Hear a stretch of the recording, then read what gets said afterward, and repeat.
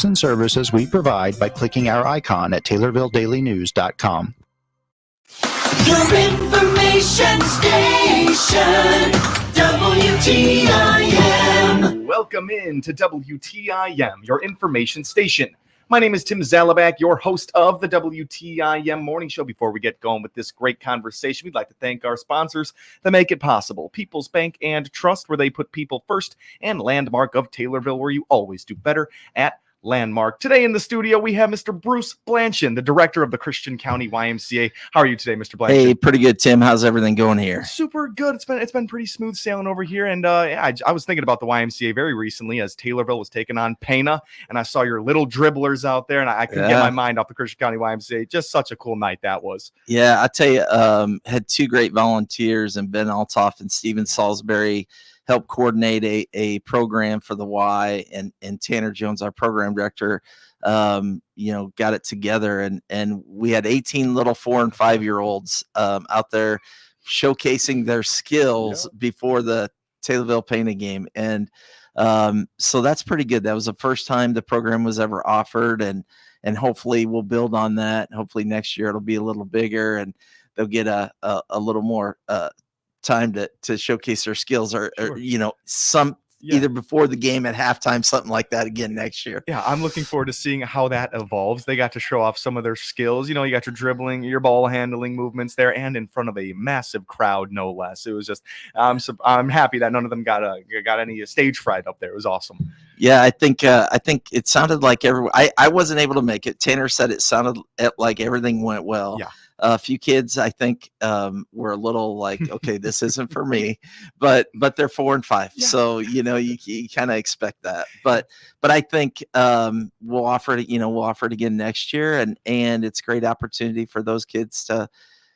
You're on center stage. It's a big deal, and parents and grandparents really liked it, and I think the school liked it. I think it helped kind of draw some folks to the game, and hopefully that's what we'll be able to do next year too. Totally. Yeah, I'm sure many kids and parents out there are going to be looking forward to entering their kid into that next year. It was just a great time. And, improving those basketball skills is going to be years before those kids are playing on that Taylorville High School court. But they got a little introduction right there. So talking a little bit about the Little Dribblers, and they did a halftime show at the Taylorville versus Pana Battle of Route 29 game. It was a perfect night. There was a cake auction. The Little Dribblers performed. Taylorville won. It was just a great day over there. So we're going to stick right here on basketball. You got youth basketball programs going on right now, 1st through 4th grades. Talk to me about this. So Tanner's got a great program going on at the Y. It's for grades 1 through 4. There's 4 teams that are playing, and then generally he tries to have them play multiple games so that that they're getting a lot of game time, and parents really enjoy it. It's a great program. Starts usually at 8, a little after, ends around 11:30 on a Saturday morning. We started on January 13th and should wrap it up towards the end of the month. And it's just a great program for young kids. Yeah, that's what it's all about. You want to play as many games as you can. Sure. And Tanner Jones, it's been really great talking to him, and it seems like he's been doing a great job. He's on top of everything. He is. He's got a lot of responsibilities, a lot of stuff going on as he oversees the pool and all the programs, youth sports programs anyway. And so that it's a lot. Yeah. But he's doing a great job. We got a great staff, so that really helps. Sure. So, he seems to be enjoying it. So that's good. And he's presented with these different challenges, like, having 4 teams for the 1st through 4th graders, and finding out a way to get everyone involved as much as he can. And on just a short time on Saturdays, it seems like he is doing a great job over there. It's been nice to have him on the show as well. And we're going to recap another thing here, the 3-on-3 Twister tournament for basketball. This sounded really fun. Tell me how that turned out. Yeah. So Tanner is the first time we had offered it. Years ago, we used to do 3-on-3 on Friday nights. And kids really liked it. The teen center kids did, because they got to play in front of their parents, their friends, and they could, get together with their friends. They could, and it was competition, healthy competition. Yeah. So we tried it. Tanner tried it this year, and I think there were 7 teams who registered, but there were only 3 in one division. Yeah. So the other divisions had 1 team in each division. So unfortunately they couldn't play. We didn't get enough for those guys, but he did have 3 teams for the first time. And and they all kind of played each other a few times, kind of went through a round robin, and it worked out really well. They had a lot of fun, and we had trophies for first and second place, so it was really nice. So hopefully we'll build on that, just like the little dribblers, and a lot of new programs that the YMCA is doing. So then next year it'll be a little bigger. Totally. Yeah. And those 3-on-3 Friday nights sound like they could be really fun right there. That's another thing. And the competition's real at the YMCA. This is not, play around basketball. Those kids want some competition. Yeah, they definitely, teen centers are nice. It's fun that they can kind of show up, hang out, and just have fun and relax and be around their friends. But when you throw 3-on-3 in there, it kind of changes things, at least for a brief period, because they're pretty serious about playing basketball. I mean, I love it. It gets them out and doing things that are active, and it gets them away. At the teen center days, those are always fun. But imagine the 3-on-3s. They change the attitude just a little bit there. They gotta get their competition in just a little bit. We're talking about teen center right now. Those are still going on every every other Friday. Yep, every other Friday. Generally the first and third Fridays of the month. Tanner and I are gonna meet with the junior high student council this month here next week, and kind of pick their brain just to see what they're looking for. Teen Center years ago used to have 200 to 300 kids on a Friday. Okay. And then last year, before school ended in May, last school year, we had about 70 to 75. And now the numbers have kind of went down quite a bit this year. So we're really trying to just kind of figure out what they're looking for. We're going to buy some Nintendo Switches. We're going to buy some screens and video game console type stuff. And then we're going to try to maybe do a little gaming action on a Friday night or a Saturday, but we're only going to have it to where 10 people could do it at a time. There's a limited time that they could do it. And then that way other kids get the opportunity to do it. But that also allows us the opportunity to maybe provide them something that's kind of what a lot of kids are doing nowadays. They're sitting at home gaming, so they can come to the Y, they can play basketball, they can hang out with their friends, and then game a little bit. Yeah, it's sad to hear that those numbers went down a little bit, because in a world where we're talking a lot about, what keeps young people in a town, activities and things to do. Sure. That's it right there. The teen center, a gathering place where, it sounded like, 200, 300 kids would meet there every other Friday night. That sounds like a perfect atmosphere. And now this is a great idea, polling the student council of the junior high, just to feel what's going on out there. Because the video games, it's going to be a good implementation, but hopefully that draws them in with the video games, and they can find out that interaction is really great. And we may find that they kind of want that, but that's not really one of the things that they really want. But the thought was, for grade school parties on Saturdays, for teen centers on Fridays, we could at least allow that as a extra venue. Sure. So grade school kids, they come out, they swim, they play basketball, they hang out. They want to play the ping pong and stuff like that with their friends.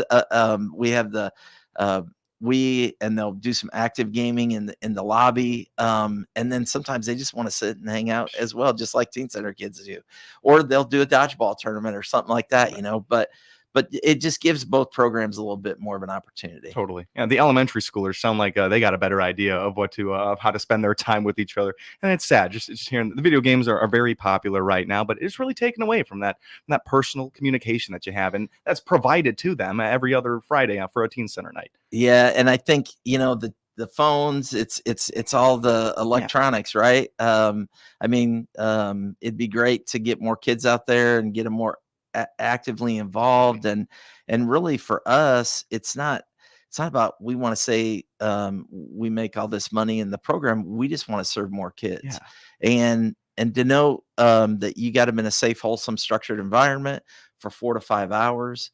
Parents can maybe go out and have a night out, or it gives them 4 to 5 hours where they, kids aren't at home, and everyone needs a break, and it allows the kids like a release too. Totally. Yeah, it's another great point right there. It gives the parents an opportunity for a date night. But yes, the teen center open every other Friday night, 6 to 10 p.m. That's going to be a great time there, and those are still going on, and that's all year long. That is. Awesome. Well, generally in the summer, we may take a break, but we Okay. try to do something. Fair Tim. enough. All right. Well, in the summertime, they got their own things going on anyway. It's been awesome talking to Bruce Blanchard so far today. He's the director of the Christian County YMCA. We're going to take our short little break right now. When we come back, we have plenty more programs to talk about here with Bruce Blanchard. My name is Tim Zalabak, your host of the WTIM Morning Show. Do not go anywhere. We'll be back just in a little bit.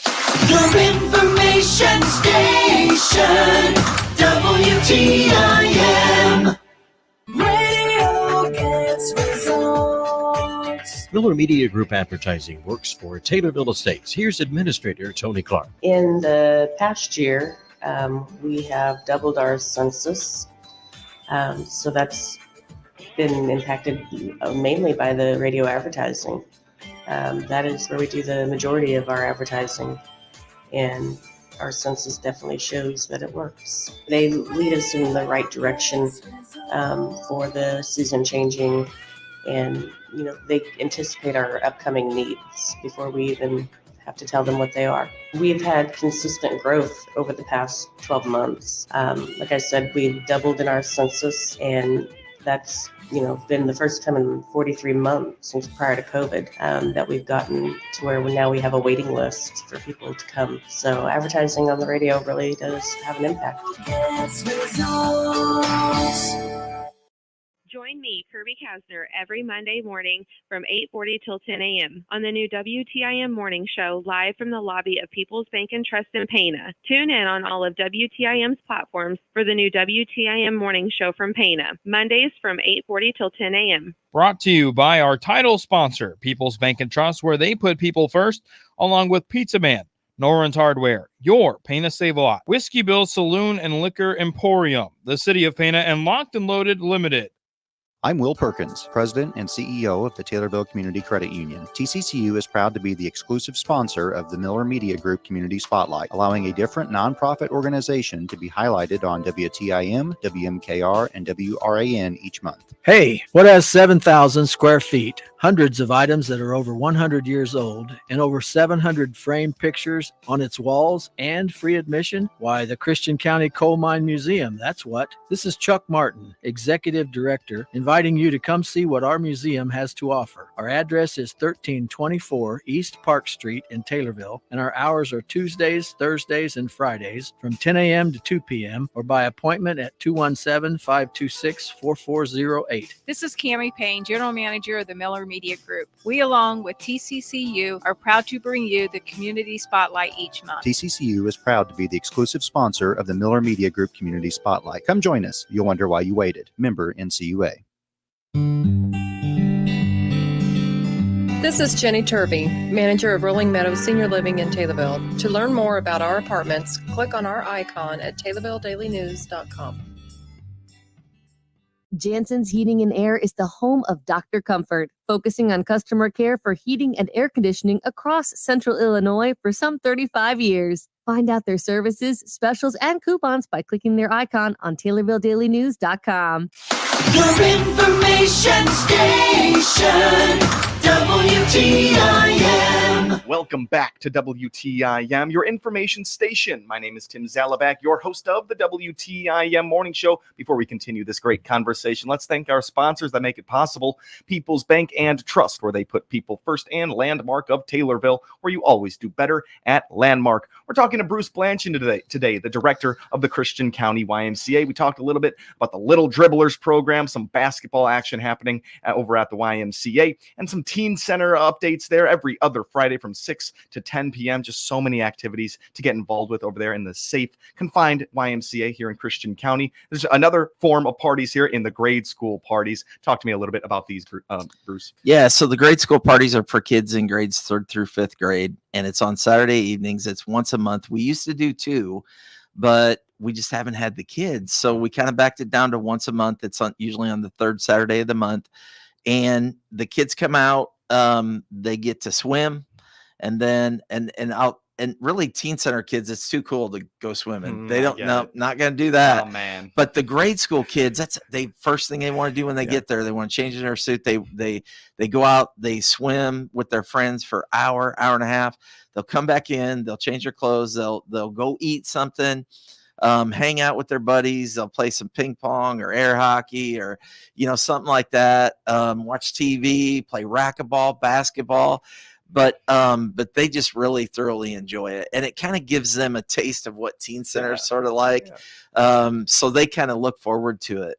It is so funny that the junior high students, they're too cool for the pool, but the elementary schoolers, they're going to take full advantage. Yep, full advantage. That is awesome. And they eat too. And a lot of the teen center kids, they, for whatever reason, I get it. That's a super weird age group right there. Yeah. You can't quite figure out those kids. I remember being 13, 14 years old. I didn't know what I wanted either. So that's really awesome. Grade school parties every other Saturday, or is it one Saturday a month? It's one Saturday a month. It's the third Saturday. So we're going to hopefully, as we move forward, we'll go back to 2, Tim, and hopefully get more kids involved. I hope so. And we're going to reiterate one more time. It's not your child sitting in a dark room at home playing video games. This is That's right. This is the opposite of that. This is going to gain their social communication skills, and they're going to have fun, and they're going to be safe. So there's these teen center nights and the elementary school parties over at the Christian County YMCA. For all that information, dates and times, website. Yep, www.cymca.org or 217-287-7271. Awesome. All right, there you go, right there, folks. We're going to move on to some upcoming programs here. And did you have a statistic you wanted to share, or is that our next one? I just wanted to share. So January is always a big month of membership for the Y in February, and we are up to 1,680 membership units. And 3,389 total members. So in a community of less than 12,000, and in a county of 33 to 34,000, we serve 3,389 members. Wow. So that's pretty impressive. Very. And now some of them aren't active, Sure. some very active. But for everyone who is a member, we thank you, and we encourage you, if you're not, to come out. Even if you take a fitness class, even if you get a walking program membership, or you just do a short-term thing, get involved. Your health is important, and having fun and your well-being as well. Totally. I love those numbers right there. Thank you for bringing those up. I really had no idea of even an estimate right there. That exceeds my thoughts. That's really awesome. You say some members are more active than others. So if you were thinking that you wanted to get a membership, but it's always so busy, no, it's not. It's not too crowded all the time there. It's not. Yeah. And you know what? In the mornings, I'll say, generally, if you come out between 8:30 and say 11, our parking lot is packed. Wow. We have 3 or 4 fitness classes going on. We have a lot of people walking, a lot of people in the wellness center. But in the evenings, it's the same way. But there's always adequate parking. There's parking in the back. There's parking along the side of the building on the south. There's an additional parking area that we added on the northwest corner of the building. So and our 24-hour access is nice because it allows members to come out and utilize the facility when we're closed, so they can utilize the gym, and they can utilize the wellness center with our fitness equipment, inside indoor track, and all of that. So it's a great opportunity. Totally. So much offered over there for anyone's needs, and depending on your athletic ability or strength. There's classes, there's all the equipment over there. That is really awesome. And thank you for sharing that statistic with us. There's a big program, but it sounds like a really fun one. The Pana Gym and Swim. Tell me a little bit about this. Well, I think years ago, the YMCA saw a need to try to reach out to communities outside of Taylorville, and Pana and Kincaid and Edinburgh and Stonington and I think they tried to do Morrisonville. We tried to do what we can, but Pana, they have at least about 100 kids between 3rd and 5th grade that will sign up. We drive 2 buses over. We pick them up at noon. They get out on Wednesday, February 14th at noon. We wait until all the Pana buses come through. They pick kids up, they go. Then we go over with the 2 buses. We load everybody up. We talk to the teachers, make sure we have everybody, and all of their book bags and all their stuff. So we head out. We come back to the Y. We go out to the gym. They set their stuff down. We communicate with them a little bit on what we want, what we expect for rules. They go swim. They hang out, play basketball. We serve pizza and water. And then once they're done, usually around 4, we'll try to rally everybody, get them all together, and then we'll take them back to Pana and get there by about 4:30. So it's actually I know last year, a lot of kids really enjoyed it. Yeah. And it got to be a thing where, like, monthly when we were doing it, they all wanted to come. Awesome. So- Bruce, we are out of time. Yeah, That that's sounds great. like a really fun thing right there. If you want to find out about it, go to the Christian County YMCA website. Sounds awesome. Bruce, thanks so much for being here with us today. Thanks, Tim. Appreciate Absolutely. That's Bruce Blanchard, Director of the Christian County YMCA, and I'm Tim Zalabak, your host of the WTIM Morning Show. Thank you all for listening. The Big 870 WTIM Assumption Taylorville.